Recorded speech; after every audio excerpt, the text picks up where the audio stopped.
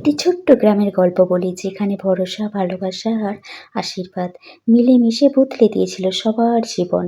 সোনারচর গ্রামের গল্প। বাংলার এক সবুজ গ্রাম সোনারচর। গ্রামটা সুন্দর হলেও সবার মুখে সুখ ছিলই না। সেই গ্রামের এক প্রান্তে কুঁড়ে ঘরে থাকতো গরিব কৃষক হরিদাস, তার স্ত্রী কমলা, তার দুই ছোট্ট সন্তান রিনা আর গোপাল। হরিদাস সারাদিন মাঠে চাষ করত, কিন্তু খরা আর বন্যার ফসল বারবার নষ্ট হয়ে যেত।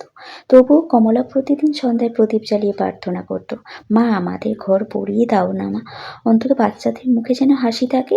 রিনা ছিল খুব ছোট্ট মেয়ে, গোপাল ছিল দুষ্টু কিন্তু দয়ালু। তার গল্প খাবারেও খুশি থাকতো। একদিন সন্ধ্যায় দরজায় টোকা পড়ল।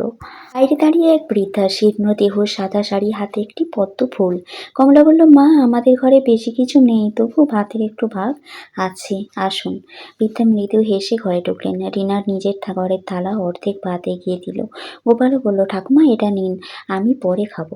বৃদ্ধার চোখ জলে ভরে উঠল। হঠাৎ ঘর ভরে উঠল এক অদ্ভুত আলোয়। বৃদ্ধার রূপ বদলে হয়ে উঠল স্বয়ং লক্ষ্মী। কমলা আর হরিদাস বিস্ময়ে প্রণাম করল। লক্ষ্মী মা বললেন, তোমাদের দয়া আর ভক্তিতে আমি সন্তুষ্ট। যেখানে ভালোবাসার ভাগ করে নেওয়ার মন থাকে, সেখানে আমি থাকি। মা আশীর্বাদ করলেন, তোমাদের মাঠে সোনা ফলবে, ঘরে সুখ থাকবে।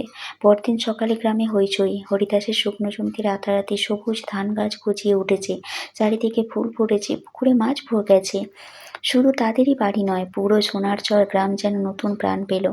আশীর্বাদের পরের দিনগুলো রিনা আর গোপাল খুশিতে মাঠে দৌড়তে লাগলো। গ্রামের লোকজন বলল, হরিদাসের ঘরে মা এসেছিলেন। কিন্তু হরিদাস আর কমলা কখনো অহংকার করলেন না।